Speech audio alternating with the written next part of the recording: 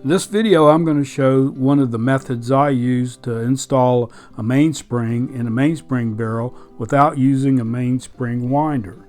Sometimes you can purchase a mainspring that's already been pre-wound and has a retainer ring around it. That pre-wound mainspring will fit perfectly in your mainspring barrel. When you set that mainspring down into your barrel, you're going to need some type of way to push the mainspring down into the barrel. I use a pusher that comes with my mainspring winder. And if you don't have that part that I'm using, you could also use a smaller mainspring barrel from a different size watch that'll push it down in there, say a size 16 if you're going to be pushing a size 18 mainspring down into the mainspring barrel of a size 18 watch. Now I've only used this type method on the TN type mainspring. I don't know if it'll work on any of the other type of mainsprings. The TN has that hook on the end that hooks into a hole that's on the mainspring barrel.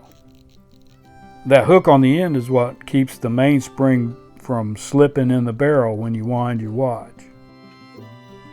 So let's start putting our new mainspring in our mainspring barrel. We're going to line up the T-end with the hole that's already in our mainspring barrel and get that T-end right above the hole and get it in perfect alignment.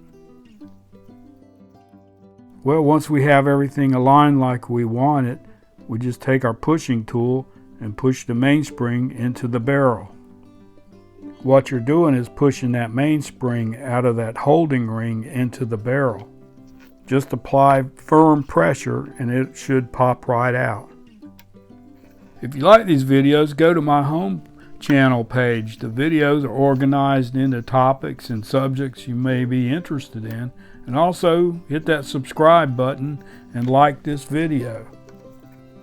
Well, everything worked out good. The mainspring popped right into that barrel. And looks like the tab on the T-end aligned up with the hole that's in the mainspring barrel.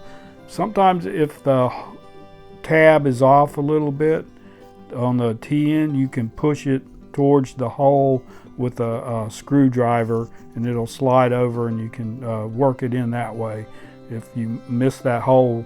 But try to get it right the first time. So we're going to put a little bit of oil on it. These mainsprings usually come pre-oiled, but I like to put about 4 drops of watch oil on the mainspring just to give it a little extra oil.